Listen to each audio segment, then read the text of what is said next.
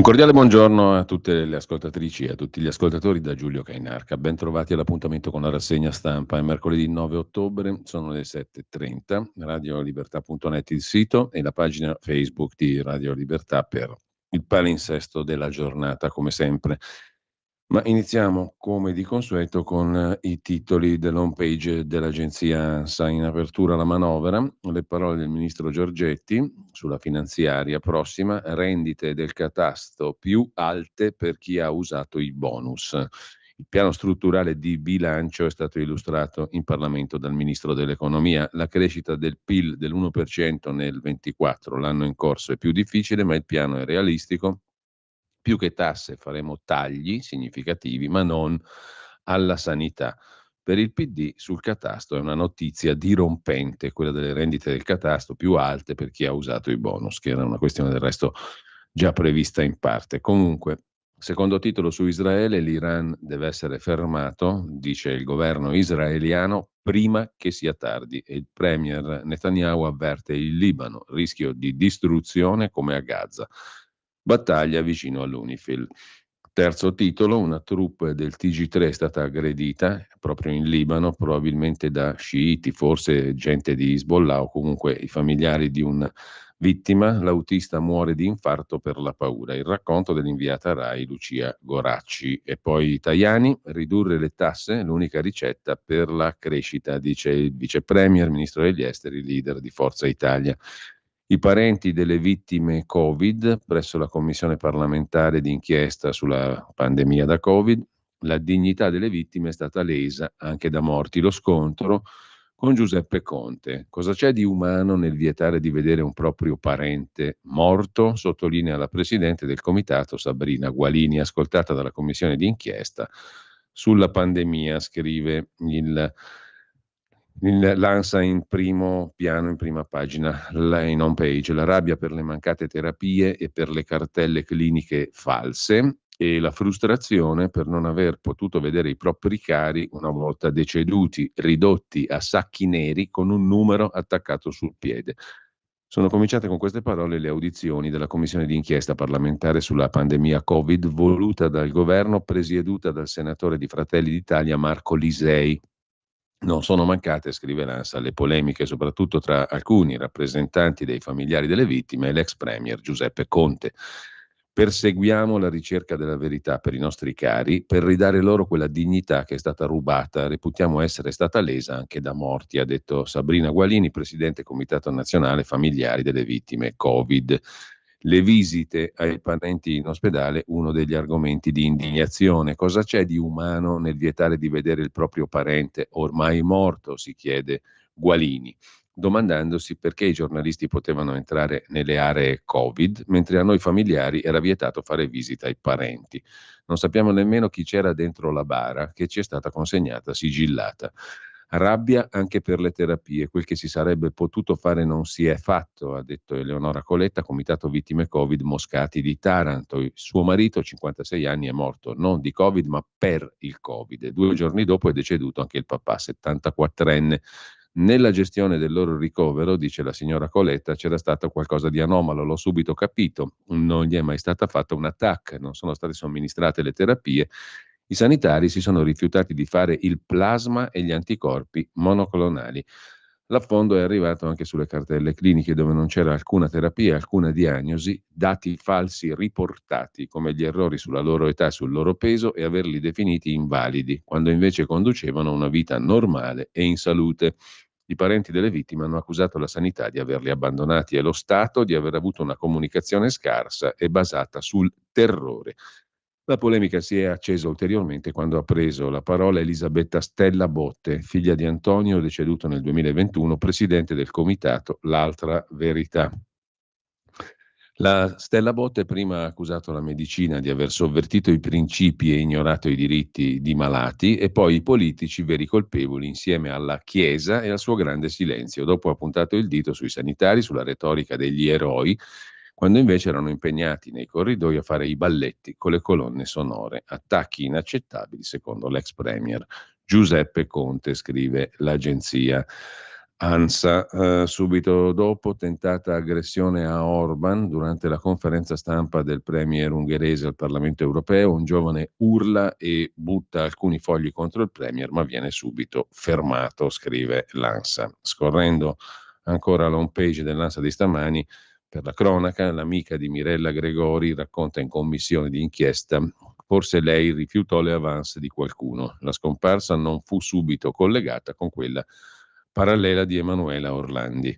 E infine, per quel che concerne la politica, l'identità culturale del ministro Giuli, pluralità, dialogo, il ministro filosofo tra periferie, Olivetti e apocalittismo. Il ministro della cultura Giuli ha esposto le sue linee guida al Parlamento, suscitando anche molto sarcasmo, come vedremo dai giornali di oggi, in virtù della sua prosa un po' da supercazzola, diciamo, da amici miei, da Ugo Tognazzi, secondo alcuni, molto molto alata, incomprensibile, piena di parole buttate là, secondo altri. Comunque, lo vedremo tra poco. Intanto, prime pagine dei quotidiani di oggi. Partiamo da Avvenire, che apre con un tema che poi approfondiremo per i 3 articoli del giorno sul sito di Radio Libertà. Minorenni sul filo, la questione dell'aumento dei reati a danno dei bambini, ma anche i fenomeni in crescita dell'uso di coltelli e pistole fra i ragazzi, baby gang, risse e vendette. Maltrattamenti e abusi nei confronti, anche sessuali, nei confronti di minori sono in crescita in Italia. È il dossier di Terre des Hommes. Bambini e bambine appaiono sempre più indifesi nel mondo virtuale, vittime di fenomeni come cyberbullismo e pedopornografia. Intanto prende forma una nuova emergenza sociale, soprattutto nelle grandi città. È legata alla diffusione delle armi da fuoco e da taglio, sempre più a disposizione degli under 18. A Napoli è impennata di sequestri di armi. L'altro titolo principale di Avvenire in prima pagina ci riporta alla manovra. La revisione al ribasso delle stime sulla crescita del PIL rende la manovra più difficile, ma le priorità di governo non cambiano, ha detto il ministro dell'economia Giorgetti ieri in audizione alle commissioni bilancio congiunte Camera e Senato. Giorgetti ha assicurato che verranno reperite le coperture necessarie. Le misure per rendere strutturali gli effetti del taglio del cuneo fiscale sul lavoro e l'accorpamento delle aliquote IRPEF su 3 scaglioni già in vigore per l'anno in corso, e poi interventi finalizzati a favorire la natalità e fornire sostegno alle famiglie numerose. Tra le ipotesi sul tavolo, rendere il sistema fiscale più efficiente con l'aggiornamento degli archivi catastali per gli immobili che hanno conseguito un miglioramento strutturale a seguito di interventi di riqualificazione finanziati da fondi pubblici, compreso naturalmente il 110%. Fumata nera invece per la Corte Costituzionale, le opposizioni non votano, la maggioranza ripiega sulla scheda bianca, tutto da rifare per eleggere il giudice della Corte Costituzionale mancante. Va segnalato anche l'editoriale di Avvenire dedicato da Andrea Lavazza all'intelligenza artificiale. Quando si chiede a ChatGPT se Geoffrey Hinton, vincitore in condivisione del Nobel per la fisica 2024, è uno dei padri intellettuali dell'intelligenza artificiale e di ChatGPT, la risposta umana è in qualche misura. Lo studio delle reti neurali e dell'apprendimento profondo condotto dal neo premio Nobel Geoffrey Hinton, poi vedremo un altro articolo, il secondo di quelli che gireranno sul sito, che è un'intervista proprio al premio Nobel Geoffrey Hinton. Lo studio delle reti neurali e dell'apprendimento profondo condotto dal studioso britannico neo premio Nobel ha portato infatti agli spettacolari avanzamenti dell'intelligenza artificiale. I cosiddetti transformer, motori dei grandi modelli linguistici che tutto sanno e tutto possono dirci, non sono creazione diretta di Hinton, eppure Hinton non ha voluto passare alla storia come l'apprendista stregone delle nuove tecnologie. Era già diventato noto al grande pubblico prima di vincere il premio Nobel perché aveva lanciato un allarme nel maggio dell'anno scorso. Il successo degli algoritmi generativi gli faceva temere che possano diventare più intelligenti di noi e provocare danni incalcolabili, addirittura l'estinzione del genere umano. Doomerism è definito in inglese questo atteggiamento. È qualcosa in più del pessimismo, è la convinzione che il futuro ci riserverà catastrofi.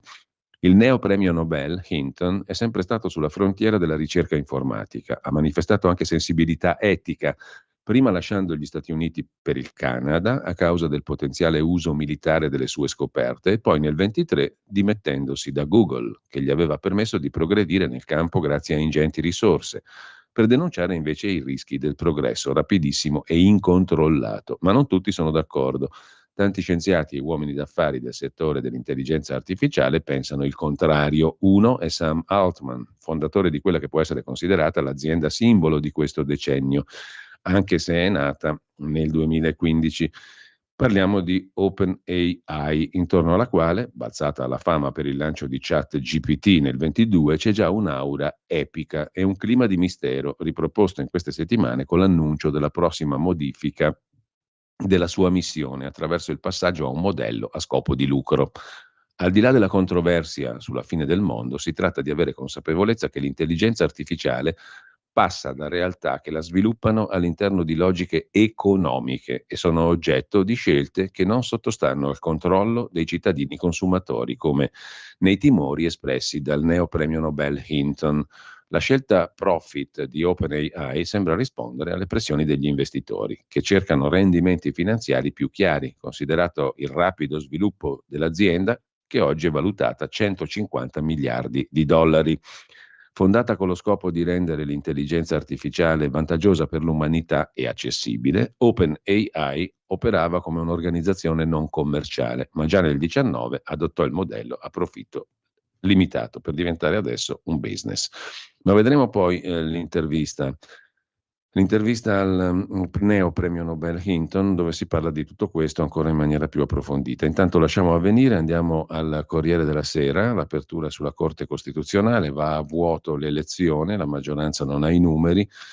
Poi abbiamo Crosetto che diserta i consigli dei ministri e Meloni dice non capisco, vedremo in che termini. La questione dei valori catastali più elevati per chi ha usato il super bonus. Farà sacrifici, ha detto il ministro Giorgetti, chi può permetterseli. Ci sarà un aggiornamento delle rendite catastali, ma già oggi la legge prevede che chi ha usato il 110% debba adeguare la rendita catastale, cioè la base su cui si calcolano le tasse, dall'IMU a quelle sulle compravendite. Non si esclude che gli accertamenti possano essere estesi anche a chi ha beneficiato dei normali bonus, non solo del 110%. In Libano aggredita la troupe del TG3 e poi c'è una notizia, processo Eni Nigeria, i pubblici ministeri di Milano Fabio De Pasquale e Sergio Spadaro sono stati condannati a 8 mesi. Perché? Perché non diedero alle difese le prove delle falsità dell'accusatore Armanna. Secondo l'accusa ignorarono gli elementi che erano invece stati segnalati da un altro collega, il pubblico ministero Storari. Quindi 8 mesi di condanna ai due pubblici ministeri dell'inchiesta Eni Nigeria, perché hanno scientemente, secondo l'accusa a questo punto, sfavorito la difesa degli indagati. Il caffè di Massimo Gramellini, intitolato oggi Giuli l'Oscuro, oggi è tutto uno sparare sulla prosa oscura del ministro Giuli, il quale in Parlamento ha parlato così. Di fronte a un cambiamento di paradigma, la quarta rivoluzione epocale, delineante un'ontologia intonata alla rivoluzione permanente dell'infosfera globale, il rischio che si corre è duplice e speculare. L'entusiasmo passivo, che rimuove i pericoli dell'ipertecnologizzazione, e per converso l'apocalittismo difensivo, che rimpiange un'immagine del mondo trascorsa, impugnando un'ideologia della crisi che si percepisce come processo alla tecnica e al futuro, intese come una minaccia. Siamo dunque precipitati nell'epoca delle passioni tristi? E poi ha detto assolutamente no il ministro Giuli. Di sicuro, commenta impareggiabilmente Gramellini, siamo nell'epoca dell'incomunicabilità. Se il nuovo ministro della cultura decide di presentarsi a una platea di deputati e senatori con un testo che aspetta ancora uno studioso di lingue sumeriche o un elettricista in grado di illuminarlo. Giuli l'oscuro. Lasciamo con questo l'impareggiabile Gramellini, andiamo al Fatto Quotidiano. Qui c'è Marco Travaglio che si occupa della super Giuliola, cioè delle parole appunto di Alessandro Giuli, neo ministro della cultura alla Camera, dove ha illustrato le linee guida del suo ministero. un prezioso scampolo di prosa recitata che dobbiamo al collega collezionista Felice Florio di Open, già un reperto d'epoca, acchittato con tanto di panciotto. Giuli avverte gli astanti che sarà un po' teoretico e parte così: la conoscenza è il proprio tempo appreso con il pensiero. Chi si appresta, ha detto il ministro Giuli, a immaginare un orientamento per l'azione culturale e nazionale non può che muovere dal prendere le misure di un mondo entrato nella dimensione compiuta della tecnica e delle sue accelerazioni.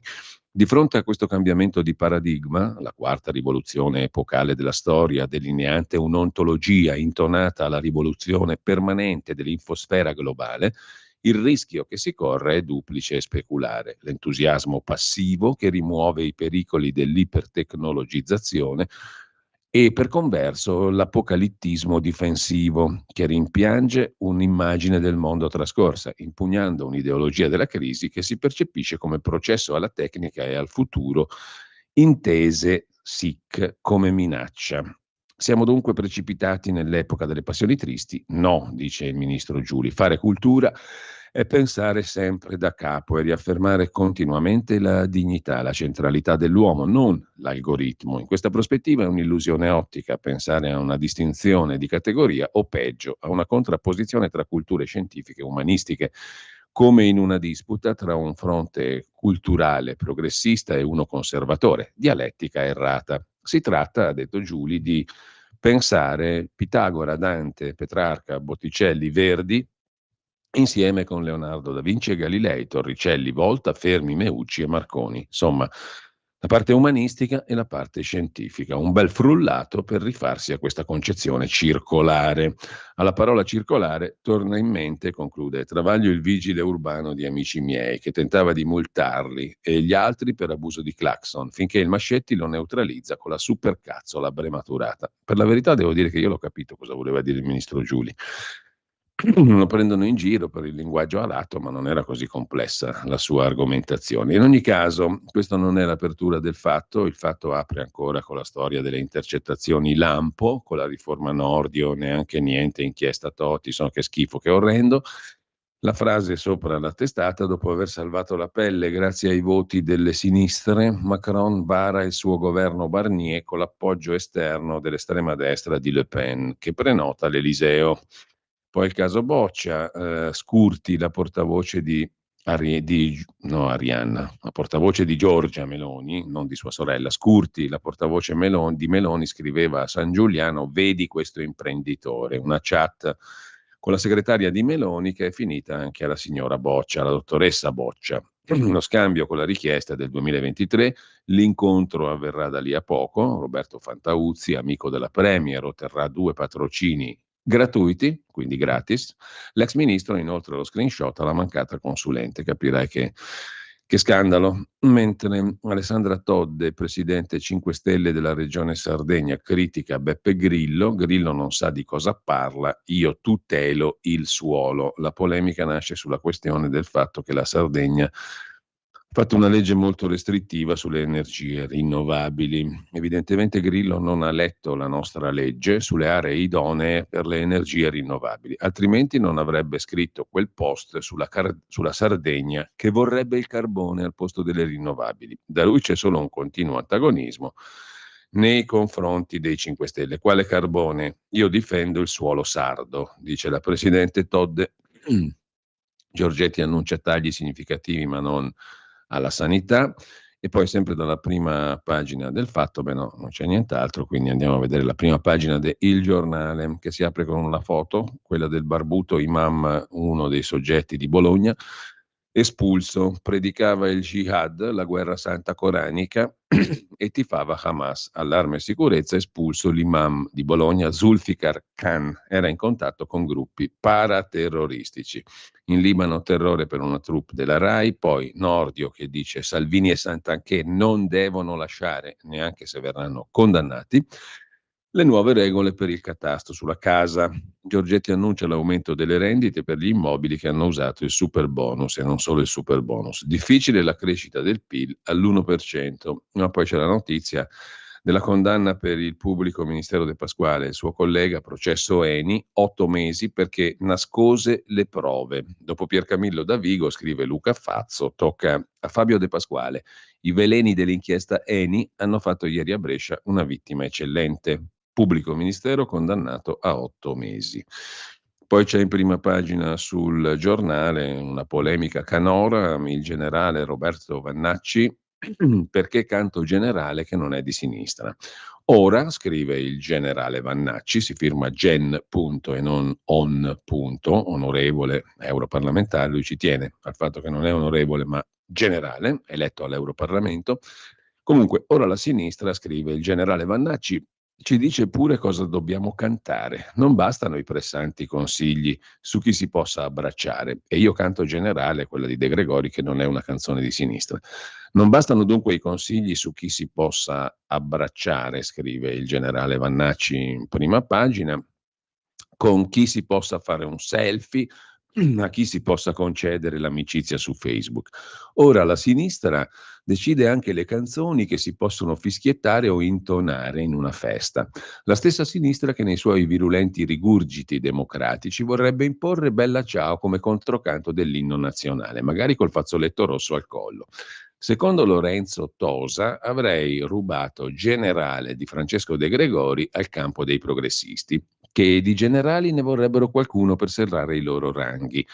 Stanchi di trattare di tasse e di ladruncoli da proteggere, di migranti, di minoranze, purché non caucasiche, eterosessuali, oneste, sane, portatrici di valori tradizionali dell'Occidente, oggi la sinistra al caviale, stanchi di trattare oggi la sinistra, qualche problemuccio di concordanza, ma il concetto è quello lì, oggi la sinistra vuole arricchire il suo già folto programma politico con le dolci note della musica per sconfiggere i pericolosi rigurgiti di nazionalismo estremista. La canzone generale di De Gregori la fischiettavo da bambino sulle spiagge di Marina di Ravenna, quando qualche bagnante inseriva la moneta da 100 lire, bei tempi, nel jukebox e ci regalava qualche minuto di melodia nelle giornate d'agosto. I cantautori la facevano da padrone. Quando non era De Gregori, i pulsanti premuti corrispondevano a Dalla, Bennato, De André, Rettore, Patti Bravo, le cui strofe tutti cantavamo a memoria. Mi fa sorridere quest'idea di furto recidivo. Forse chi lo afferma non ha ascoltato bene le parole di De Gregori, così come chi critica il mio libro generalmente non lo ha letto. La canzone generale di De Gregori non è di sinistra né di destra, è una canzone sulla guerra, sulla sofferenza umana, sul ritorno alla pace. Il messaggio è chiaro, la guerra lascia cicatrici indelebili. La vera vittoria è tornare a casa, trovare la famiglia, la vita normale, la pace. Pensate quanto tradizionalista poteva essere il Francesco Nazionale quando parla di funghi, di sughi mescolati da donne premurose sotto Natale, di nonne che cullano i bambini, i tanti bambini che di andare a letto non ne vogliono sapere. A pensarci bene, un po' patriarcale lo è anche il nostro cantautore. E poi perché le infermiere sono sempre donne? Anche un po' misogino dunque De Gregori, ma è il messaggio sulla guerra quello più importante che mi convince a pensare che io la canzone l'ho capita molto meglio della sinistra, scrive il generale Vannacci in prima pagina sul giornale. Dal giornale passiamo al Tempo di Roma. Amici miei, è il titolo d'apertura, chi flirta con gli estremisti, da Boldrini a Di Battista, da Fratoianni a Orfini, ecco le foto che raccontano gli incontri con Hannun, l'islamico di Genova, finanziatore dei terroristi, finito nella blacklist, nella lista nera degli Stati Uniti. A pagina 2 il dettaglio di spalla, volevano incastrare Lorenzo Fontana, presidente leghista della Camera dei Deputati, ma su di lui Striano e compagnia non trovarono nulla. L'ex capo del DAP russo in audizione. C'erano tensioni tra i magistrati, ha detto il magistrato russo. Striano e compagnia spiavano anche le più alte cariche dello Stato. Il finanziere aveva messo nel mirino il presidente della Camera dei Deputati, Lorenzo Fontana, ma non trovò nulla. Non c'era alcun motivo per quegli approfondimenti, ha detto Russo in audizione, ma poi lo sentiremo, lo leggeremo più in dettaglio. Intanto lasciamo anche la prima pagina del Tempo, andiamo a vedere Repubblica, il titolo principale è dedicato al bonus casa. Chi ha ristrutturato casa coi bonus adesso arriva la tassa. Riforma del catasto, era già previsto come ci racconta il Corriere della Sera peraltro. Il ministro Giorgetti annuncia l'adeguamento dei valori per chi ha usufruito di incentivi. E poi, sempre dalla prima pagina di Repubblica, il premio Nobel per la fisica ai due pionieri dell'intelligenza artificiale, col commento di Paolo Benanti, francescano esperto di intelligenza artificiale, che poi leggeremo a parte. Da Repubblica passiamo alla Stampa di Torino. La Stampa apre la prima pagina con le tasse sulle case del superbonus, l'argomento di apertura, il Nobel della fisica allo scienziato ribelle che contestò Google, l'intelligenza artificiale è fuori controllo, le mire di Netanyahu.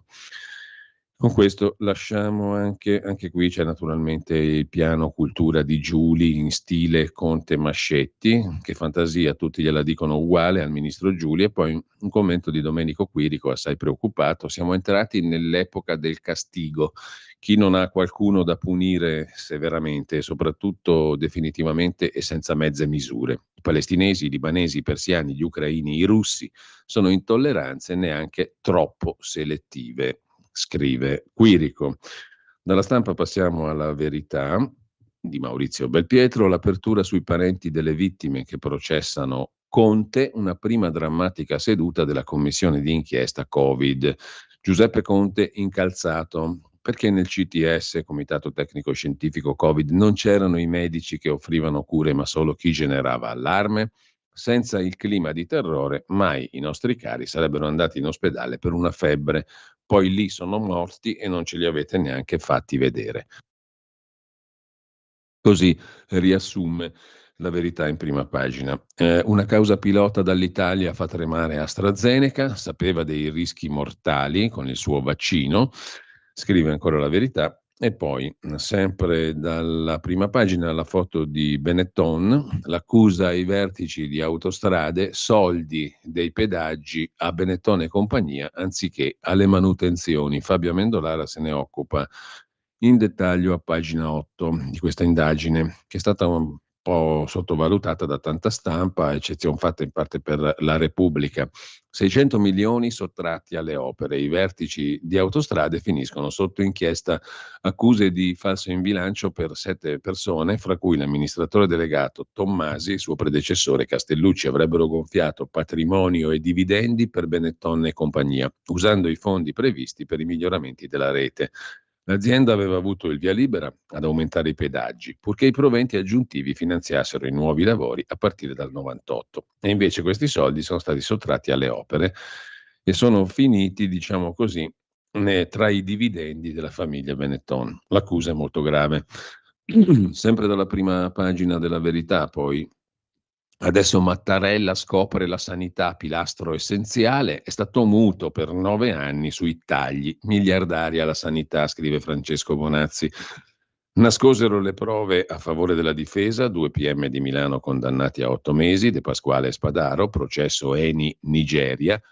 Come possono restare al loro posto? Si domanda il direttore Maurizio Belpietro a proposito di questa storia del nascondimento delle prove nel processo Eni, condannati a 8 mesi 2 pubblici ministeri, non possono più stare lì, dice sostanzialmente il direttore della Verità Belpietro.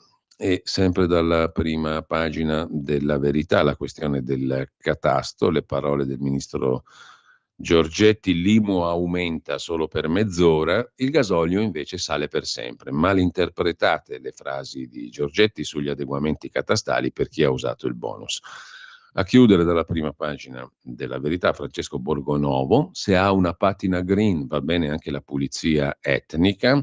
Di che cosa si tratta? Pagina 11, l'articolo di Borgonovo, l'impegno green dell'Azerbaigian cancella le atrocità del regime.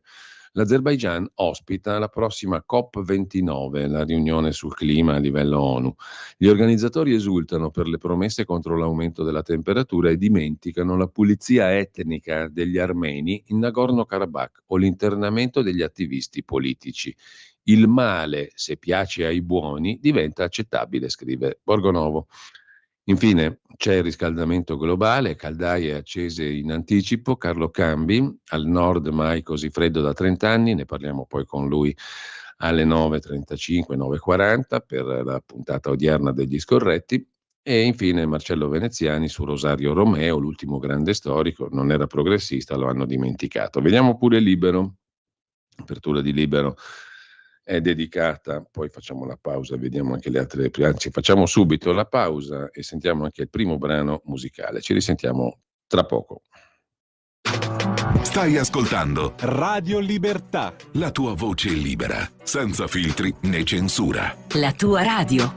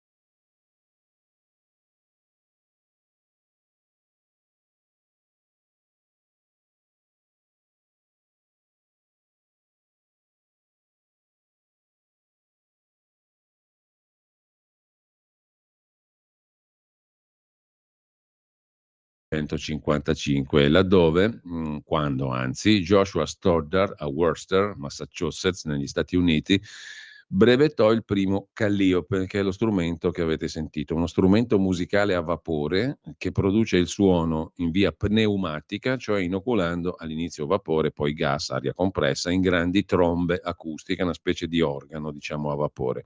Lo strumento poteva essere azionato da un esecutore umano tramite una tastiera come quella del pianoforte o dell'organo o da un cilindro chiodato e poteva funzionare come un automa. Poteva essere sentito a distanze enormi, addirittura 5 miglia, 8 chilometri, e quindi a un certo punto il Consiglio Comunale della città di Worcester, negli Stati Uniti, vicino a Boston, lo eliminò, lo proibì perché naturalmente era troppo rumoroso. Lo hanno, diciamo così, cancellato dall'orbe terracquea, perlomeno dai dintorni di Worcester, eccetera. E l'inventore di questo strumento faceva parte di una famiglia molto molto ricca di Worcester, gli Stoddard, giusto appunto. Una cosa curiosa, poi viene usato per i circhi e per quel tipo di musica lì. Comunque, lasciamo il Calliope, questo strumento molto strano, una specie di organo appunto a vapore pneumatico, e torniamo alle prime pagine dei quotidiani. Libero apre con la neuropatrimoniale, non quella di Giorgetti, ma del PD, trappola europea, Schlein alle grandi manovre, vuole rifilarci un tributo europeo sulla ricchezza, facendolo imporre da Bruxelles dove è in maggioranza. La sinistra applaude.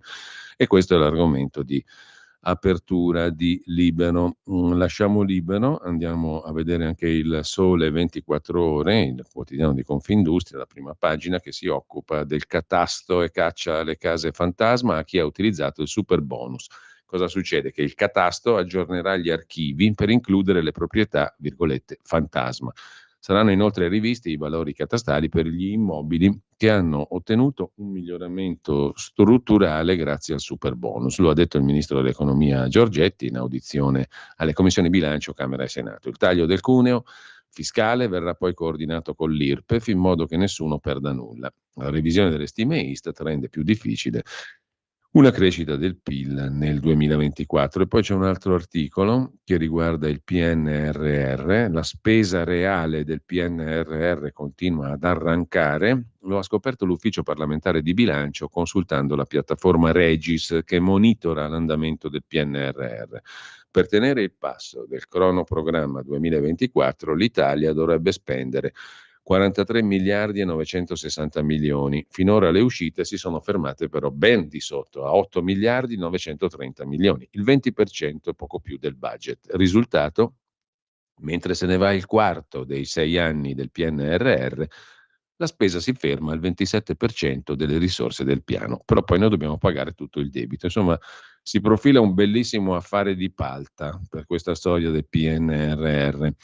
Ma lasciamo la prima pagina del Sole 24 Ore. Prima di andare agli altri articoli del giorno, io vi voglio segnalare su Affari Italiani, ma poi avremo modo di parlare con lui nei prossimi giorni, ciò che ha detto Cuno Tarfusser, già sostituto procuratore generale a Milano, uno dei proponenti della richiesta di revisione per il processo sulla strage di Erba, dopo la sentenza della Corte d'Appello di Brescia che ha detto no.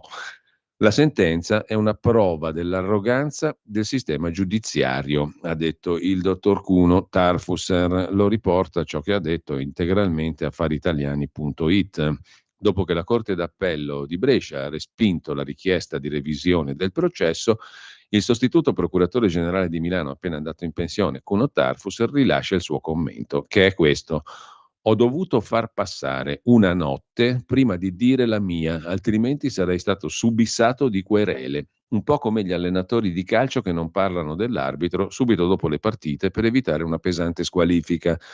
Oggi dico che questa sentenza è la prova documentale, non certo l'unica, dell'arroganza del sistema giudiziario, che oltre a essere irresponsabile, si sente anche infallibile.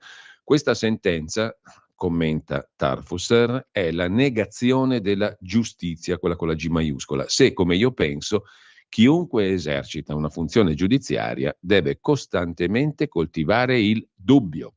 A maggior ragione se è in gioco la libertà personale, la libertà delle persone, dice, anzi scrive il sostituto procuratore generale di Milano Cuno Tarfusser su affaritaliani.it. Questa sentenza, prosegue Tarfusser, pur di affermare l'infallibilità dei giudici, viola principi basilari di civiltà, prima ancora di principi di diritto, quali indubio pro reo e quello secondo cui una condanna si può conseguire solo al di là di ogni ragionevole dubbio, perché comunque la si pensi, di dubbi questo processo è intriso.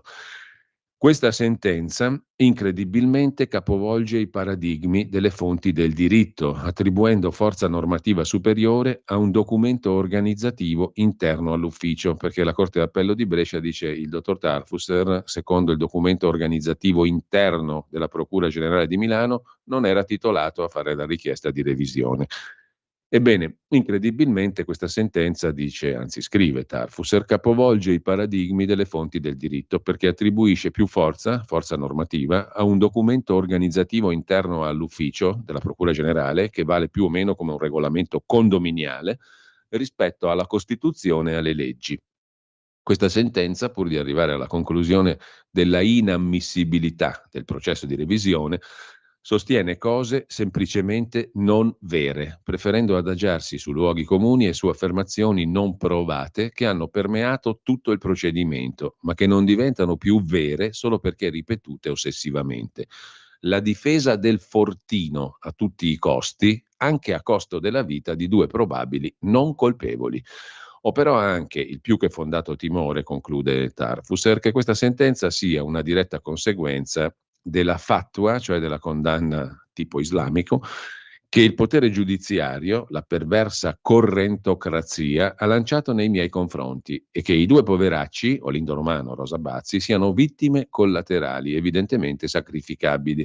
Questa avversione nasce dal fatto insopportabile per l'establishment giudiziario che sono l'unico capo di un ufficio giudiziario ad aver dato prova con i fatti che una gestione efficiente ed efficace della giustizia è possibile, che da 20 anni critico pubblicamente questo perverso sistema di gestione della giurisdizione.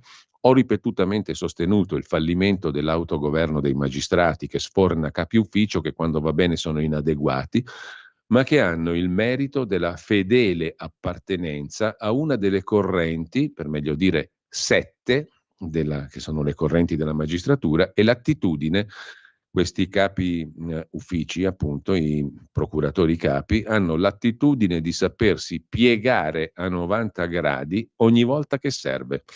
Da ultimo, scrive ancora Tarfusser, voglio rendere pubblico un fatto, una notizia sfuggita ai più, che forse merita una qualche riflessione. La giudice relatrice della sentenza che ha messo un veto alla revisione è la stessa giudice relatrice della sentenza di primo grado a carico di Bossetti. Concludo con un ossimoro. Sono amareggiato di essere contento di non far più parte di un ordine giudiziario a cui ho dato tutto me stesso, ma in cui non mi riconosco più. Così il dottor Kuno Tarfusser dopo la questione della strage di Erba. Intanto mi ero dimenticato un'altra prima pagina, colmiamo subito la lacuna, andiamo a vedere Italia Oggi che apre con il 110% con revisione catastale. Giorgetti spinge sull'aggiornamento delle rendite per gli immobili che hanno usato i bonus edilizi e vuole una stretta sulle case non censite o censite in modo scorretto.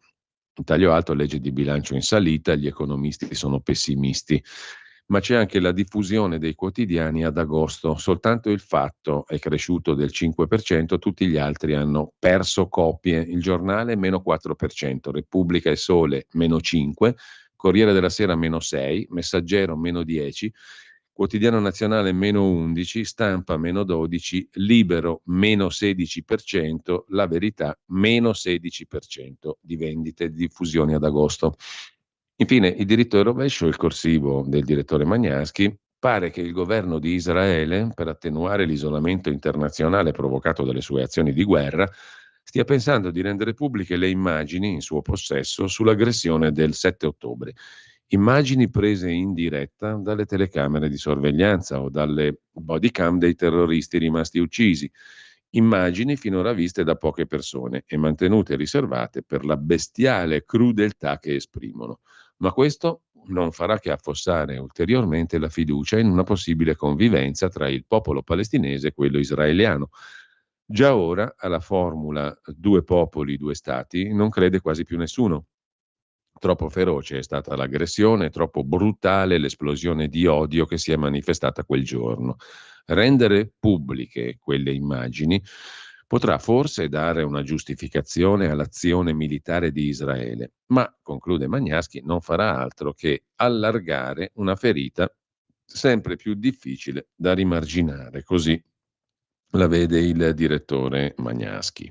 Intanto c'è una cosa curiosa da segnalare da Italia Oggi, un articolo come sempre interessante di Roberto Giardina da Berlino, molti complottisti in Germania. La percentuale è dell'85% fra gli elettori di estrema destra, ma un quarto dei tedeschi, il 25%, crede che il mondo sia manovrato da potentissime forze occulte. Secondo un pregiudizio, i tedeschi sarebbero pragmatici, concreti, bene informati, ma secondo l'ultimo sondaggio di un serio istituto demoscopico, Forza, in Germania il 25%, un quarto dei tedeschi, è convinto che il paese, ma anche il mondo, sia governato da un potere occulto. Prevedo l'obiezione di amici italiani complottisti. Se ne sono convinti perfino i tedeschi. Abbiamo ragione.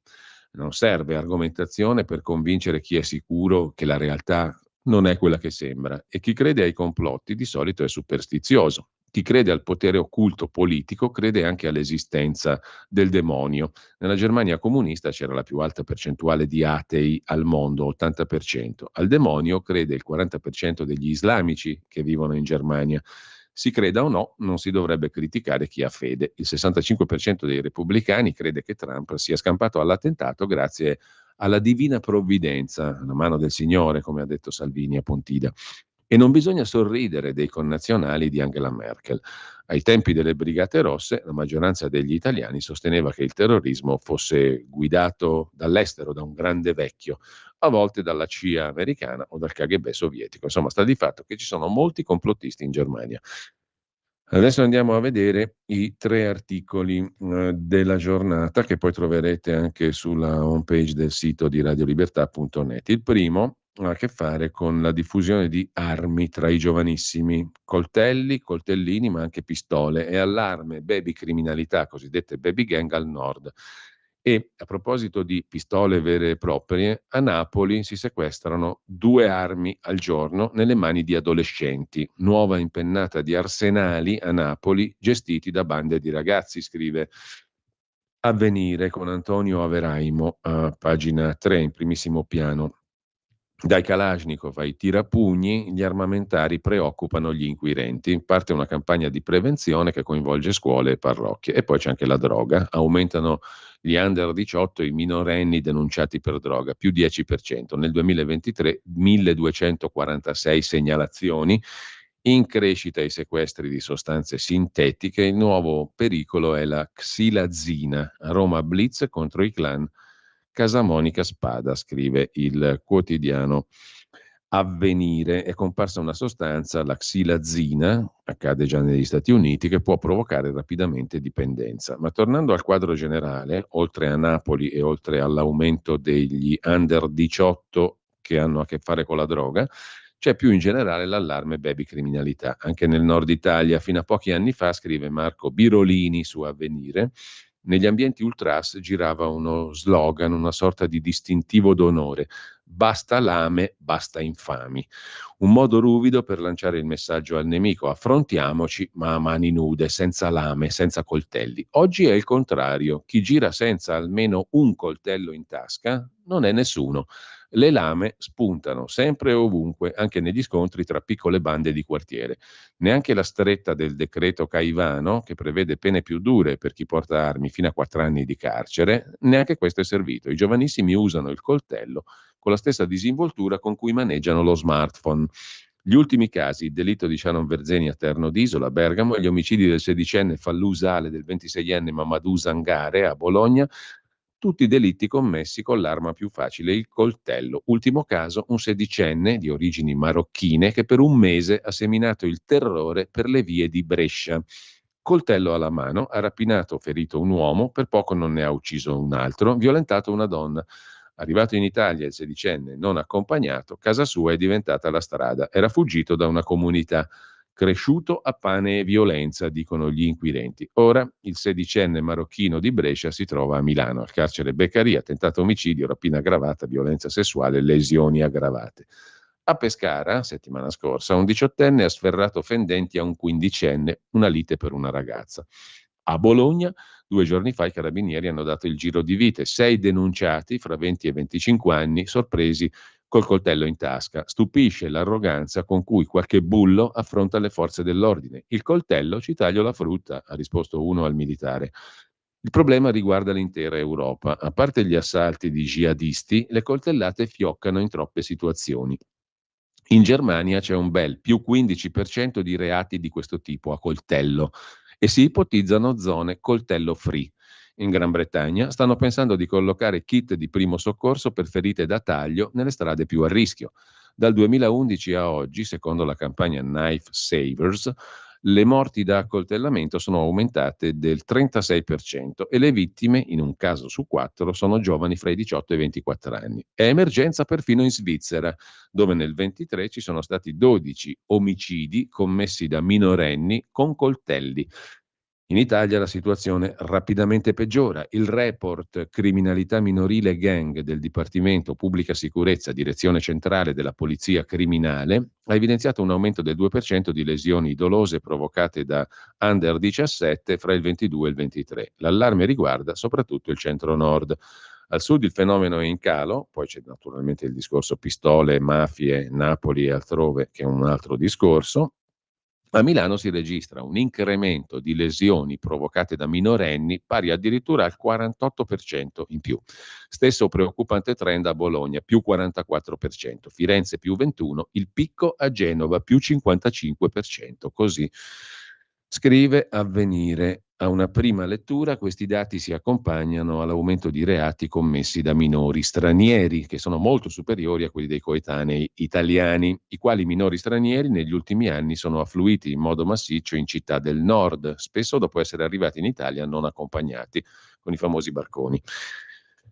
Il caso però poi ti danno 6 anni di galera al ministro dell'interno Salvini. Comunque il caso limite riguarda proprio Genova, dove il 71% dei minori arrestati è di origine straniera. Peraltro in quel caso di quella nave là, minori e donne e malati erano stati fatti scendere subito dalla famosa nave, per cui non c'era neanche il problema di lasciarli su. Comunque lasciamo perdere. Il caso limite riguarda proprio Genova. Il 71% dei minori arrestati è di origine straniera. Al sud, dove i reati commessi dagli italiani restano la maggioranza, l'uso del coltello sembra un po' ridimensionarsi, scrive Avvenire. A proposito dei giovanissimi con in tasca il coltello. Il secondo articolo invece è l'intervista al neo premio Nobel Geoffrey Hinton, che compare a pagina 19 di Repubblica. Io pentito? Se non mettiamo regole, saremo sottomessi dall'intelligenza artificiale. Questa è l'ultima cosa che faccio prima di andare finalmente a dormire, dice Geoffrey Hinton in California. La notizia del premio Nobel per la fisica lo ha svegliato in piena notte. Da British Canadian Gentleman ci aspetta al telefono prima di tornare a letto, scrive Antonello Guerrera su Repubblica. In questo hotel dove non funziona neanche la rete wifi. Ma Hinton, nato a Wimbledon nel 1947, è uno scienziato di parola e un inglese di vecchi tempi. Niente festeggiamenti, il potenziale debordante dell'intelligenza artificiale andrà controllato. L'etica prima di tutto. Anche per questo l'anno scorso ha abbandonato Google, terrorizzato dai progressi potenzialmente devastanti dell'intelligenza artificiale, che, libera dalle briglie del gigante high-tech, ora Hinton ha denunciato al mondo.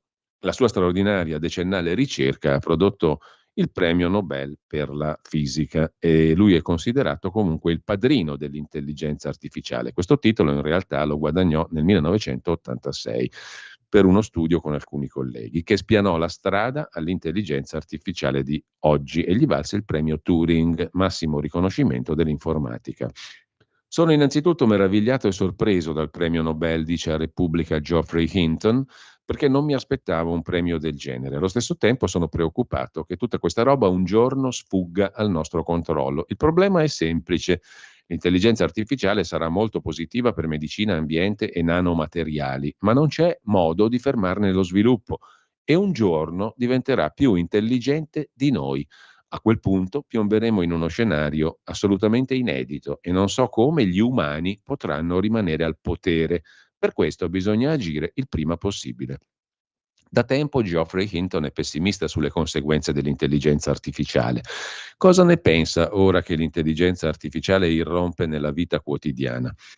Penso, dice Hinton, che il nostro futuro sia estremamente incerto. Non abbiamo idea di cosa succederà, neanche noi scienziati. Nella storia umana non abbiamo mai avuto a che fare con entità più intelligenti di noi.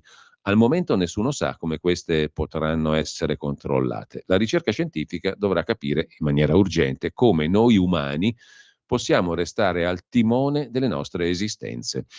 Possiamo davvero controllare l'intelligenza artificiale? Sarò franco, non lo so, dice il neo premio Nobel Geoffrey Hinton.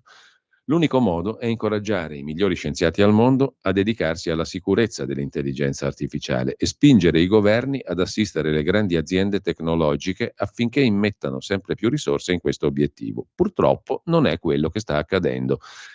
Prende per esempio i colossi dell'intelligenza artificiale. Avevano detto che avrebbero dirottato fondi per la ricerca sulla sicurezza, non lo stanno facendo, anzi i migliori ricercatori in questo campo hanno lasciato le aziende. Serve che i governi, cioè in qualche modo la politica, intervengano per costringere le big tech a cambiare corso.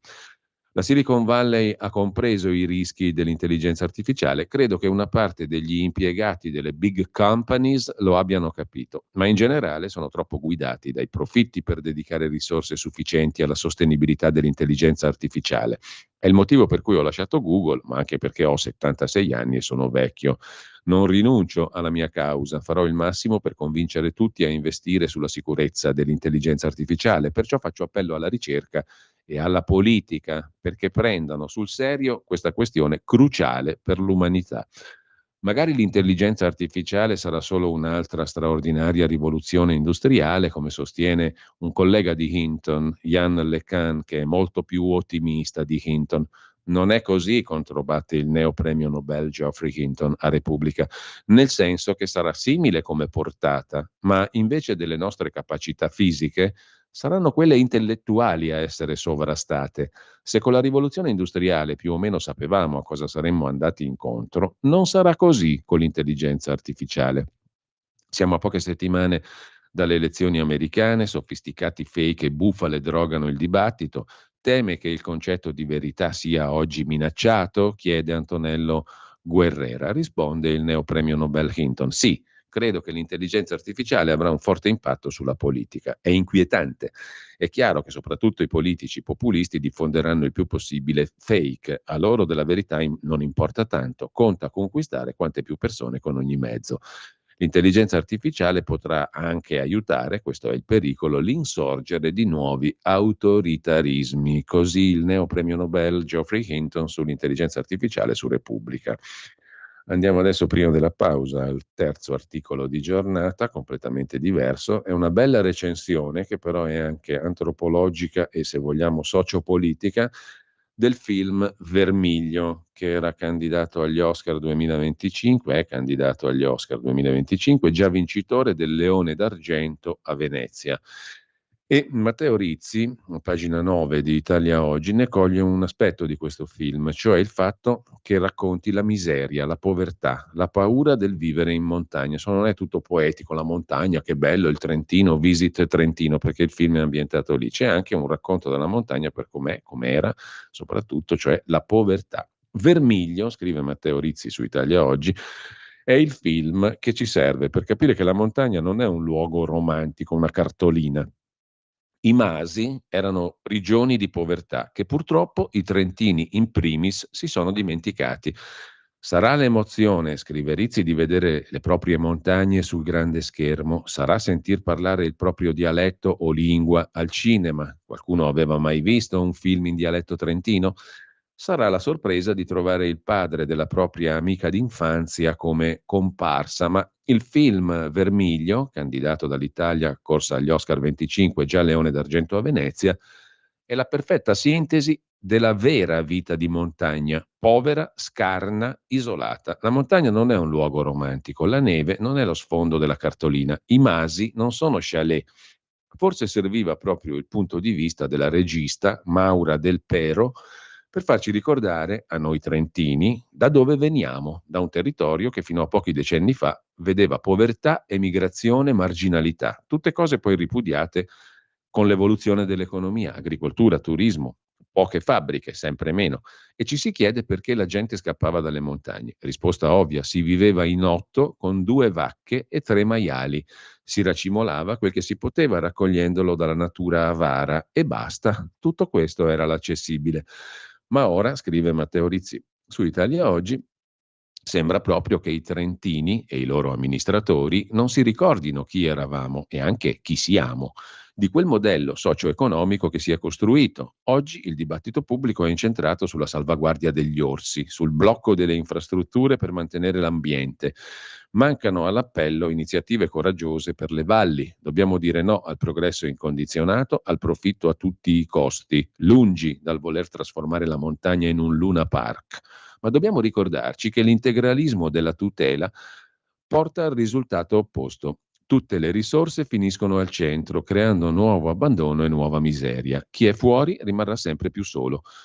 Ma poi, conclude Rizzi, quale modello di sviluppo per il futuro vogliamo avere? Oggi abbiamo i NAS che mettono in croce i casari per normative tecniche sempre più impossibili da seguire per fare il formaggio. Abbiamo amministratori che dicono di no alle centraline idroelettriche sotterranee perché fanno gli snob, ma intanto si perdono milioni di euro in possibili investimenti che potrebbero tornare sul territorio. L'unico sistema che ad oggi ha frenato il declino del bosco e della montagna sono le ASUC, amministrazioni separate di uso civico. Sono i resti delle antiche consuetudini che attribuivano alla comunità quelle poche entrate che si generavano da un bosco. È inevitabile che quella corsa di fuga dalle montagne riparta di nuovo. Tra orsi e mancanza di futuro torna la paura del vivere in montagna, conclude Matteo Rizzi. Insomma, che modello di sviluppo per il futuro? Vale per la montagna, vale per tutti, vale anche per il Trentino, che pure gode di un'ampia autonomia, così come l'Alto Adige o Sud Tirolo, ed è messo meglio delle altre regioni italiane. Quindi, se questo problema vale per il Trentino, vuol dire che vale proprio per tutti. E questa è la interessantissima recensione di Matteo Rizzi su questo film, Vermiglio, Leone d'argento a Venezia, di Maura Del Pero, sulla paura del vivere in montagna. Con questo abbiamo esaurito la terna, diciamo così, dei 3 articoli sul sito di Radio Libertà. Andiamo pausa, anche siamo alle 8:29, pausa e tutto quello che ne consegue, secondo brano musicale, e poi andiamo a vedere gli altri articoli di giornata, alcuni degli articoli selezionati per la giornata. Alle 9 l'Italia da fare con il sottosegretario Morelli e dopo Liberamente di Giovanni Sallusti alle 9:35, 9:40 un'altra puntata degli scorretti con Carlo Cambi. Stai ascoltando Radio Libertà. la tua voce libera, senza filtri né censura. La tua radio.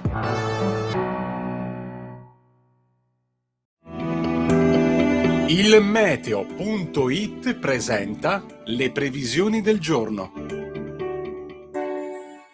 La perturbazione giunta sull'Italia nelle scorse ore abbandona il nostro paese. Nella prima parte della giornata avremo ancora una residua instabilità da nord a sud, cieli irregolarmente nuvolosi con possibilità di fenomeni irregolari sul Triveneto orientale, sulle regioni tirreniche, sulle aree appenniniche e su quelle ioniche. Nel pomeriggio poi tempo asciutto e soleggiato ovunque al centro-sud, più nubi invece al nord, ma con scarsi fenomeni. Per ora è tutto da ilmeteo.it, dove il fa la differenza. Per tutti i dettagli c'è la nostra app. Una buona giornata da Alessandra Tropiano. Avete ascoltato le previsioni del giorno.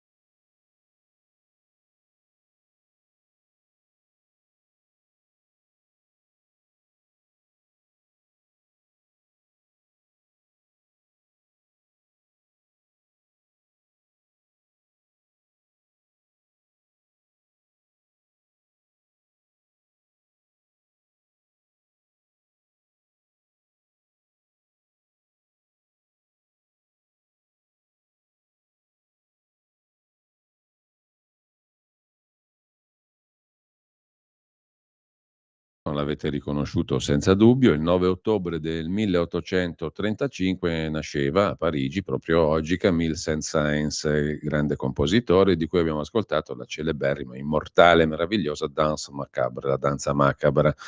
Stupenda, poi c'è il Carnevale degli animali da cui ascolteremo Il Cigno e Aquarium, se facciamo in tempo. Comunque, al di là di questo, torniamo adesso molto velocemente ai quotidiani di oggi e ripartiamo da Avvenire. Avvenire, vi segnalo a pagina 5 l'articolo sul conflitto in Medio Oriente, in realtà Libano, Gaza, Israele. Netanyahu ha detto, appunto, il premier israeliano, che in Libano siamo davanti a un'altra Gaza. Sono già 15.000 i soldati di Israele sul terreno, circondata la base UNIFIL con gli italiani, ucciso in un raid il comandante Husseini, portava ai miliziani sciiti le armi dall'Iran. Il numero 2 di Hezbollah, Qassam, dice stiamo resistendo, ma apre a una tregua con Israele. Scetticismo della CIA statunitense. Resta molto alto il rischio di escalation, secondo i servizi americani. Su un villaggio issata la bandiera con la stella di David. Le truppe sono entrate anche da ovest. Raid su Damasco, dai miliziani raffica di razzi su Haifa contro Israele. 100 in mezz'ora. E lasciamo con questo Avvenire. Avvenire dedica ampio spazio alla questione israelo-palestinese-libanese. Il premier israeliano Netanyahu ha fermato il ministro Gallant in partenza per Washington. Sull'Iran mi deve chiamare per primo Biden, ha detto Netanyahu. L'Iran intanto incassa la neutralità dall'Arabia Saudita, che è vicina agli Stati Uniti. Per quanto concerne invece le cose italiane, sulla manovra Giorgetti cerca risorse per i figli e poi l'ipotesi più IMU per chi ha avuto il 110% di ristrutturazione. Il traguardo del PIL è sfumato, ma Giorgetti conferma gli obiettivi del 25%. Meno tasse alle famiglie. Anche dalla Francia può arrivare qualche spunto utile, sottolinea Avvenire.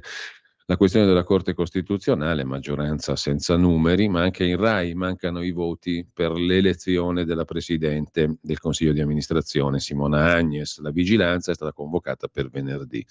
C'è poi il caso di questo soggetto, imam pakistano della moschea di Bologna, Zulfikar Khan, il quale diceva sono un estremista islamico, in quanto tale è stato espulso, filo Hamas oltretutto, cioè tra le altre cose più che oltretutto. Comunque decreto del Viminale contro Zulfikar Khan, attivo nella moschea di Bologna.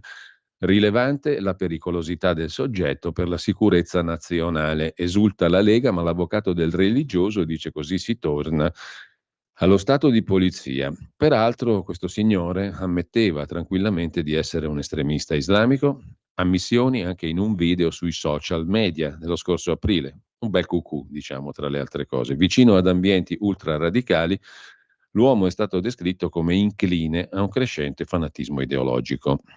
Ho la vaga sensazione che non siano questi quelli veramente pericolosi, perché uno che va sui social a dire sono un estremista islamico, spacco di qua, faccio saltare di là, tanto scrocco, come si dice da queste parti, a Milano non è. In ogni caso, scrocco o non scrocco, l'hanno espulso, un cucù in meno, un cucù per essere benevoli. Comunque, al di là di questo, pagina 12 di Avvenire, un articolo interessante di Luca Mazza da Milano.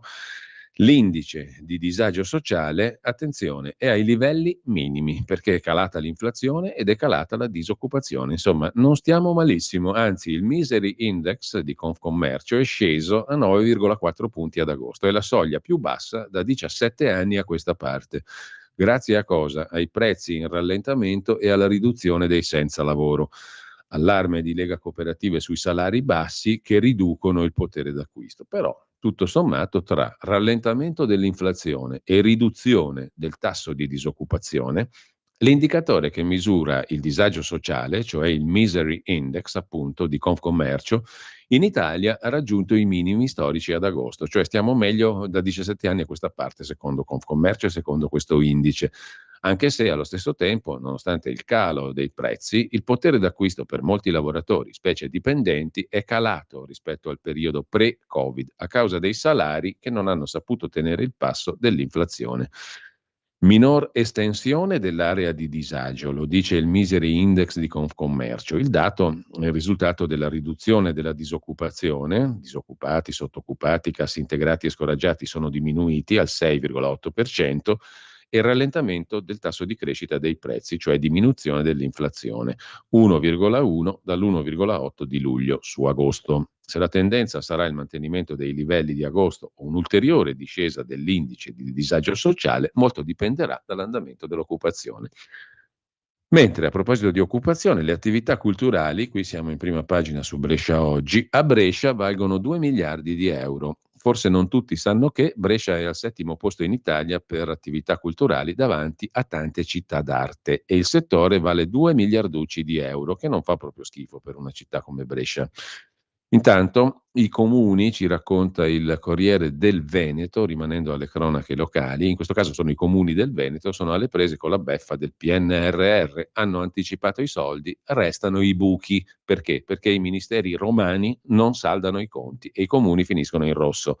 Si rischia lo stop ai lavori finanziati col PNRR e corsa ad aprire mutui tampone per tamponare la situazione. Cassa Depositi e Prestiti è l'ultima spiaggia. Comuni piccoli e grandi aprono mutui con Cassa Depositi e Prestiti per avere almeno la liquidità in attesa che arrivino i quattrini dai ministeri di Roma. Nel decreto Omnibus l'obbligo di pagare gli enti locali a 30 giorni, ma non è operativo e quindi i comuni sono alle prese, come scrive il Corriere del Veneto, con la beffa del PNRR. Il PNRR da sindaco, 5 anni ricchi, 5 anni stressanti, dice Matteo Paiola, sindaco di Este, diviso fra preoccupazione ed orgoglio.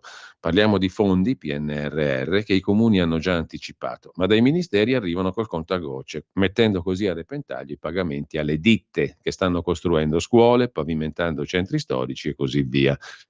A Este c'è soddisfazione di essere il secondo comune della provincia dopo Padova per finanziamenti più di 20 milioni di euro, fra l'altro un teatro avveniristico, una pinacoteca, ma c'è il terrore che salti tutto. Poco lontano, a San Giorgio delle Pertiche, il sindaco, Daniele Cannella, ha appena scritto al prefetto dicendo che il suo comune ha già speso più di 2 milioni e mezzo di lavori, ricevendo però il risibile importo da Roma di 400 mila euro. Risultato: senza il saldo in tempi stretti dovremo sospendere i lavori e avviare le procedure di predissesto per le casse comunali.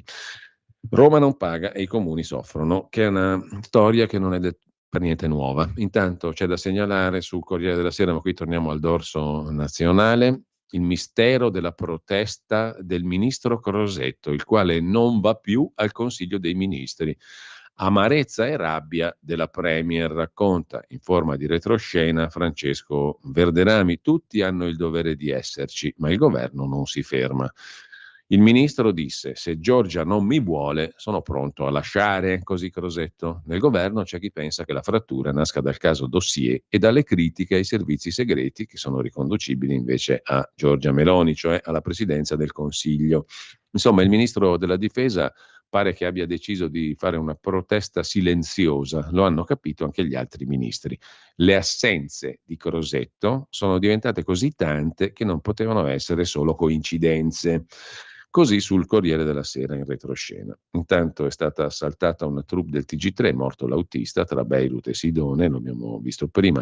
Il collaboratore è stato colpito da infarto, illesi l'inviata Rai Goracci, l'operatore e il producer. Sono stati assaliti dai familiari di una delle vittime dei bombardamenti e forse sciiti, forse di Hezbollah, non si sa, comunque sono stati, se la sono vista brutta quelli della troupe della Rai. Anche il Corriere si occupa della questione dei valori catastali più alti per chi ha beneficiato del super bonus con Mario Sensini.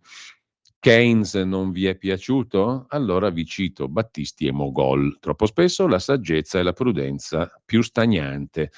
Così Giancarlo Giorgetti, che ha chiuso con queste parole di Battisti e Mogol l'audizione in Parlamento sul piano di bilancio chiesta dalle nuove regole europee. Rivendica ambizione e realismo, Giorgetti, non si rassegna di fronte a un sistema di regole europee rigide e sbagliate. La legge di bilancio non lascerà indietro nessuno. Più tagli alla spesa, tranne la sanità, e non nuove tasse. Tasse ci saranno per chi può permetterselo, ha detto Giorgetti. E poi l'aggiornamento delle rendite catastali, non per tutti, come chiede l'Unione Europea da anni, ma in maniera selettiva. Si comincia dagli immobili fantasma, che nonostante la possibile regolarizzazione ancora ci sono e aumentano, per passare poi agli edifici che hanno beneficiato dei bonus edilizi. Già oggi la legge prevede che chi ha usato il 110% debba poi adeguare la rendita catastale, che è la base su cui si calcolano le tasse, dall'IMU a quelle di compravendita. Verificheremo, dice Giorgetti, il che non esclude che gli accertamenti possano essere estesi a chi ha beneficiato di altri bonus, non il 110 ma quelli ordinari. La verifica della rendita catastale per l'aggiornamento da cui potrebbe arrivare un gettito non indifferente riguarda potenzialmente tutte le unità immobiliari che hanno beneficiato del super bonus al 110%. Altra misura temuta che si avvicina, la revisione delle accise sui carburanti. Ha detto il ministro Giorgetti ci sarà un allineamento, probabilmente una riduzione della benzina, un innalzamento del gasolio, cercando di evitare coltracolpi per le categorie che utilizzano il gasolio per lavoro. È obbligo che dobbiamo calare nella realtà con gradualità, ha detto il ministro dell'economia. Mentre sulle pensioni l'Istat fa i conti sull'età. Dal 2027 servono 3 mesi in più, i giovani lasceranno a 70 anni, si allungheranno i tempi di uscita dal lavoro. Per quanto concerne invece la questione della condanna dei due pubblici ministeri di Milano del caso Eni Nigeria, se ne occupa il cronista giudiziario del Corriere della Sera Luigi Ferrarella da Brescia, nascoste prove a favore della difesa, quindi 8 mesi di condanna per i due pubblici ministeri De Pasquale e Spadaro. Autonomia a rischio, dice il loro avvocato. L'ex procuratore aggiunto di Milano, Fabio De Pasquale, e il sostituto Sergio Spadaro erano titolari del fascicolo di inchiesta fin dal 2009 sulla presunta corruzione di alcuni dirigenti dell'Eni in Nigeria. Il caso è finito in nulla, una soluzione collettiva. Buona parte delle accuse contro i dirigenti Eni si reggeva sulle ricostruzioni di un ex manager dell'Eni, Vincenzo Armanna. I due pubblici ministeri sono finiti a processo per rifiuto d'atti d'ufficio. Avrebbero evitato o omesso di rendere noti ai giudici e alle difese atteggiamenti poco limpidi da parte dello stesso accusatore. De Pasquale e Spadaro sono stati condannati a 8 mesi di reclusione, pena sospesa. Le chat del grande accusatore non furono depositate al processo perché erano favorevoli alla difesa. Anche il Corriere della Sera poi si occupa del premio Nobel per la fisica ai pionieri dell'intelligenza artificiale, gli studi sulle reti neurali di Hopfield e Hinton, il quale lasciò Google, come abbiamo già detto prima. Il premio Nobel è stato consegnato a John Hopfield per la fisica, a John Hopfield, statunitense, 91enne, e Geoffrey Hinton, 77enne inglese naturalizzato canadese. Hanno risolto i primi puzzle sulle macchine che imparano, cioè le reti neurali dietro il machine learning. La storia delle reti neurali nasce con i percettroni, i primi semplici modelli di reti che cercavano di copiare la biologia umana, introdotti nel 1943. John von Neumann elaborò poi l'architettura base dei computer, una CPU, una memoria, un'unità di input e una di output per l'elaborazione dei risultati. La rete neurale è un modello matematico che cerca uno schema per collegare i dati. Da qui è nata poi tutta l'evoluzione dell'intelligenza artificiale che ha fatto tanta strada, da quel famoso articolo in cui Alan Turing nel 1950 si domandava: le macchine possono pensare? Siamo arrivati appunto al Nobel per la fisica, ai pionieri dell'intelligenza artificiale. Mentre lasciamo il Corriere della Sera con un'altra segnalazione, anzi prima di lasciarlo segnaliamo intanto l'intervista di Stefano Lorenzetto a un personaggio molto eccentrico, Luigi Serafini. La rubrica è quella delle confessioni, pagina 25 del Corriere della Sera. Serafini è l'autore del Codex Serafinianus, amato da Calvino, Eco e dallo scrittore turco Orhan Pamuk. I marziani ci eviterebbero e l'aldilà forse è questo. Ho creato un alfabeto e un museo in casa, ora vogliono sfrattarmi. Fellini voleva che diventassi lui nel film L'intervista. In Congo ritrassi i miei carcerieri, provai la mescalina e disegnai da schifo. Sono un soggetto veramente eccentrico, Luigi Serafini. Un libro che non si può leggere, nonostante abbia venduto oltre 100.000 copie, e un alfabeto che non si può decifrare, noto solo al suo inventore, Luigi Serafini, e forse nemmeno a lui. È per questo che quando l'autore del Codex Serafinianus Afferma che lo concepì dopo aver divorato il Locus Solus di Raymond Russell, il nume della patafisica morto suicida a Palermo nel 1933, si finisce per credergli. Discende da artigiani della carta originari di Fabriano. Architetto, pittore, designer, costumista, Serafini, oggi 75 anni, ha legato la sua fama a quel volume, il Codex Serafinianus, pubblicato nel 1981 dall'editore Franco Maria Ricci, prefazione di Italo Calvino, diventato oggetto di culto per Roland Barthes, Umberto Eco, Tim Burton e tanti altri. L'idioma criptico è oggi citato in 41 lingue. Il MART, il Museo di Rovereto guidato da Vittorio Sgarbi, dedica fino al 20 ottobre una mostra con molti inediti a questo creatore di questa surreale enciclopedia, popolata da ibridi di uomini e animali, vegetali alieni, veicoli bizzarri, anatomie perturbanti, scrive Stefano Lorenzetto. Luigi Serafini, autore del Codex Serafinianus. Personaggio veramente. Intanto dicevamo del Corriere della Sera, qui c'è da segnalare ancora sulla cronaca lombarda e milanese la questione degli sfratti. La Lombardia è in testa per numero di sfratti. Perché? Perché i redditi sono bassi e gli affitti troppo cari e la gente non paga e viene sbattuta fuori di casa.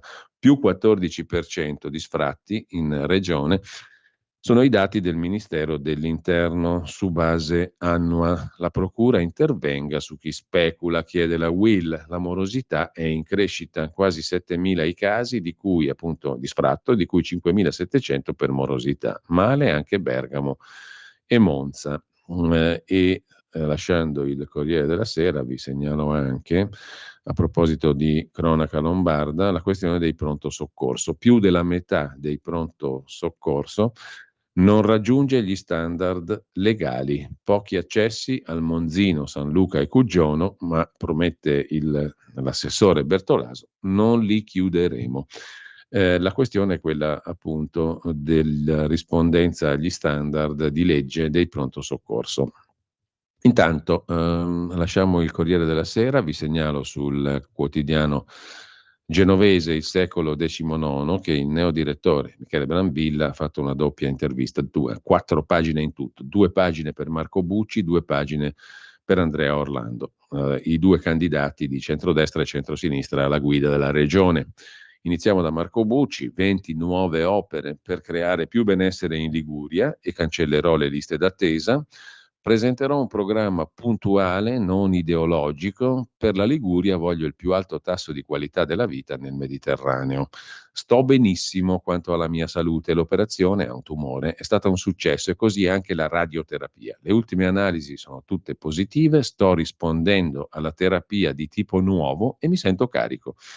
Ho l'obiettivo di costruire 5 nuovi ospedali, più il nuovo monoblocco del Santa Corona e il pronto soccorso per Albenga. Le liste d'attesa non le ridurremo, le azzereremo e so come fare.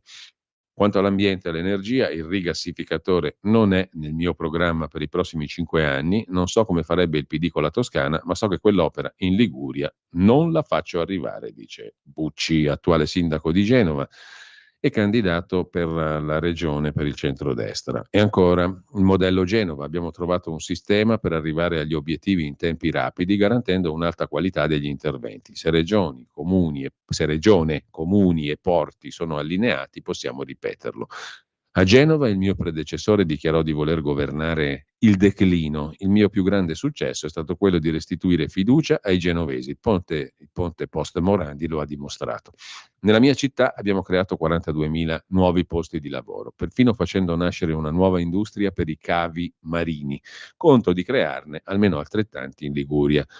Toti ha fatto cose importanti, ma io rispondo solo di me stesso e so che migliorerò il lavoro fatto da lui in 9 anni. La sinistra è succube dei no e non approverebbe nulla. Così il Secolo XIX riassume la chiacchierata del direttore Michele Brambilla con Marco Bucci. Segue analoga chiacchierata del direttore Brambilla con Andrea Orlando, candidato del centro-sinistra. Lavoro e trasporto pubblico per rilanciare la Liguria, più risorse alla sanità. Bucci parla di opere, ma vedo solo ritardi, dice Andrea Orlando, andremo a realizzare le infrastrutture approvate e le abbiamo volute finanziate noi. In questi giorni vengono usati argomenti strumentali da parte del centrodestra, sempre più livido, preoccupato di perdere il potere senza proposte. Il modello Liguria è stato il vero capolavoro di Toti. Ha costruito una bolla mediatica che non si è ancora sgonfiata e durerà molto, grazie a 20 milioni all'anno spesi in propaganda. Il peso delle inchieste, la vicenda giudiziaria Toti non peserà sulle elezioni, anche se è evidente il tentativo di molti di minimizzare quanto accaduto. Hanno sostituito la democrazia con un sistema oligarchico. Sanità malata, prosegue Andrea Orlando, nel campo sanitario le giunte Toti hanno il record di fughe dei pazienti e hanno dirottato troppe risorse sul privato. Parlava di nuovi ospedali, ma in 9 anni non ne ha costruito uno. Il nodo del lavoro. Penso a un piano sostenibile di reindustrializzazione per offrire lavoro di qualità ai ragazzi. Il centrodestra nega la crisi, ma la Liguria ha i peggiori dati di tutto il nord. Politiche abitative. Se non trovano casa, i giovani, i lavoratori e gli studenti vanno via. L'Agenzia per l'edilizia popolare diventerà un'agenzia per l'abitare, che preveda agevolazioni per l'affitto. Infine, abbiamo una rete di servizi alle persone insufficiente, specie per le donne. Dobbiamo lavorare per un grande progetto per i non autosufficienti e per la fascia tra 0 e 6 anni, così Andrea Orlando. Doppia intervista del direttore Brambilla su Il secolo XIX al candidato Bucci e al candidato Orlando. Sul secolo XIX, già che ci siamo, vi segnalo un'altra intervista, ancora più appassionante direi, al maestro, il musicista Gianni Tozzi, storico sassofonista di Renato Carosone, che ha compiuto 100 anni tondi. Il mio secolo, tutto in musica, suonare con Carosone è un'esperienza meravigliosa, dice il maestro genovese Gianni Tozzi, ma le gambe mi tremavano. I ricordi mentre le sue dita battono sul tavolo le melodie di brani intramontabili. Originario di Sanremo, da alcuni anni vive in una casa di riposo a Genova. A pagina 16 del secolo XIX, Rosaria Corona intervista il maestro Gianni Tozzi Rambaldi, l'unica testimonianza rimasta in vita del mitico sestetto di Renato Carosone. Sul Tempo, invece, vi segnalo l'articolo di Rita Cavallaro sugli spioni. Volevano incastrare il presidente leghista della Camera dei Deputati, Lorenzo Fontana, ma non hanno trovato nulla. Spunta il diario dell'indagato Striano. Accesso illegale sul presidente della Camera appena eletto. Hanno cercato informazioni anche sulla moglie di Lorenzo Fontana, ma dalla banca dati SIVA non è venuto fuori nulla. Così sul Tempo, Rita Cavallaro a pagina 7. Strani dossier sulla Lega. Il procuratore di Milano si lamentò con Cafiero De Rao, vicepresidente attualmente a 5 Stelle della Commissione Antimafia e già capo della Procura Nazionale Antimafia. Il capo del DAP, Russo, Giovanni Russo, racconta le tensioni tra magistrati. Non c'era alcun motivo per quegli approfondimenti, questa strana attenzione sulla Lega. La presidente della commissione antimafia Colosimo ha detto rimane una discrepanza. Se ha fatto queste doglianze a De Rao, perché non le ha messe per iscritto anche per il successore, Melillo? Insomma, i magistrati rossi litigavano per la paternità del dossier sulla Lega. È uno scontro tra magistrati, scrive Il Tempo, quello che ha avuto origini dalle intrusioni illegali al sistema analisti, da dove Pasquale Striano ha scaricato i documenti riservati sugli esponenti del partito di Salvini e li ha ceduti ai giornalisti del Domani di Carlo De Benedetti per la campagna mediatica contro il Carroccio. La circostanza emerge sia dai nuovi atti dell'inchiesta della Procura di Perugia, sia da un episodio a cui il capo del DAP, Giovanni Russo, all'epoca sostituto alla Direzione Nazionale Antimafia, ha fatto riferimento ieri durante l'audizione in Commissione Antimafia. I fatti risalgono al 4 giugno 21. Il Domani, che aveva dato vita all'interminabile caccia a Salvini, pubblica l'ennesimo articolo dal titolo I conti segreti della Lega gestiti dai commercialisti condannati, a firma di Giovanni Tizian, accusato di accesso abusivo alle banche dati e rivelazione del segreto in concorso con i colleghi Nello Trocchia e Stefano Vergine, con il finanziere e con l'ex PM Antonio Laudati. In esclusiva erano contenute alcune SOS, segnalazioni di operazioni sospette, che Striano avrebbe setacciato illegalmente e passato ai giornalisti. La precisione di quelle informazioni riservate aveva mandato su tutte le furie il procuratore di Milano Francesco Greco, il quale, Di fronte alla scoperta di una relazione informativa della direzione antimafia riguardante i flussi finanziari della Lega, aveva chiesto lumi alla procura diretta da Federico Cafiero De Rao, per capire, Greco, a che titolo la Direzione Nazionale Antimafia potesse condurre indagini su contesti non afferenti i compiti istituzionali. Dice il materiale, si legge in queste carte che riportano anche un articolo del giornale 6 agosto 23 in cui il giornalista Luca Fazzo sottolineava che per Milano quell'invasione di campo è la prova che Cafiero De Rao sta lavorando per cambiar pelle alla DNA, trasformandola, la direzione antimafia, in una super procura. D'altronde, quell'inchiesta non poteva essere di competenza della Direzione Nazionale Antimafia e il dossier di Steriano era finito ai giornali senza che la Procura di Milano ne conoscesse l'esistenza. Per questo, scrive Il Tempo, i magistrati rossi, le toghe rosse, litigavano per la paternità delle indagini del dossier sulla Lega. Cosa succede dopo lo spiega Russo. C'è stata una segnalazione di operazioni sospette riguardanti appartenenti alla Lega, me ne sono occupato, c'è un atto a mia firma, inoltre al procuratore di Milano, come seguito rispetto a un altro atto che era stato firmato dal procuratore nazionale. Ricevemmo una dura presa di posizione del procuratore di Milano, Greco, che prese la cosa come un'interferenza e disse: non c'è nulla che riguarda mafia o terrorismo sulla Lega, perché vi ingerite in questo approfondimento? Questa cosa colpì molto il procuratore De Rao. Facemmo una riunione. Il procuratore Cafiero De Rao pretese di veicolare un messaggio di divieto di approfondimento, segnalazioni sospette o altro tipo di approfondimento laddove non fosse chiaro o sospettabile il profilo antimafia o antiterrorismo. Così racconta oggi Il Tempo di Roma. Sono le 9, facciamo una pausa anche musicale e poi l'Italia da fare con Alessandro Morelli. Stai ascoltando Radio Libertà. la tua voce libera, senza filtri né censura. La tua radio.